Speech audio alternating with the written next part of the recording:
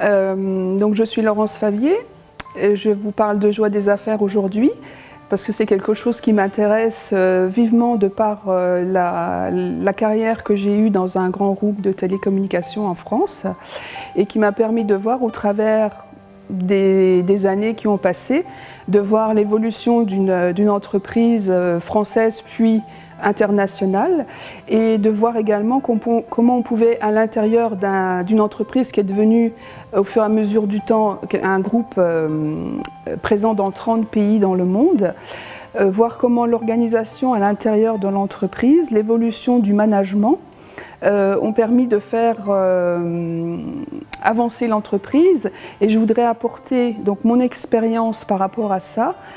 dans la joie du business et vous partager avec vous en fait ce que je pourrais apporter dans votre entreprise, dans vos affaires pour faire fonctionner au mieux donc les relations avec vos fournisseurs, avec vos clients, à l'intérieur de votre entreprise avec vos employés pour qu'ils puissent apporter le meilleur d'eux-mêmes pour contribuer à l'entreprise et puis également faire un mix de tout ça et puis où chacun puisse s'épanouir et que ce soit quelque chose d'harmonieux et puis de global pour tout le monde où chacun puisse se retrouver et se sentir lui-même tout en faisant profiter les autres, en étant une contribution pour les autres.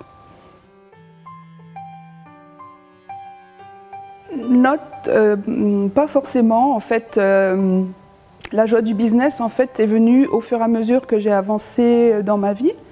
Au début, je pensais que tout devait être suivant des règles bien établies,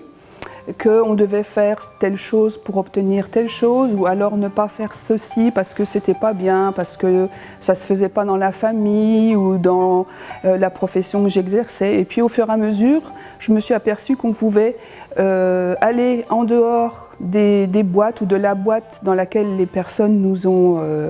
mis, enfermés ou casés. Et en fait, on peut, en étant soi-même, sortir de là, aller au-delà et puis proposer quelque chose de différent.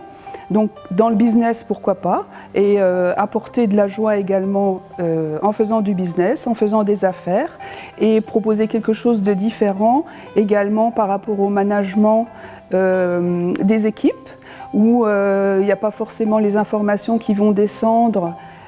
par la hiérarchie, depuis tout en haut jusqu'en bas, mais au contraire laisser de la place pour que chacun puisse exprimer ce dont il a besoin, ce qu'il a envie de faire, et ainsi faire progresser toute une entreprise par exemple.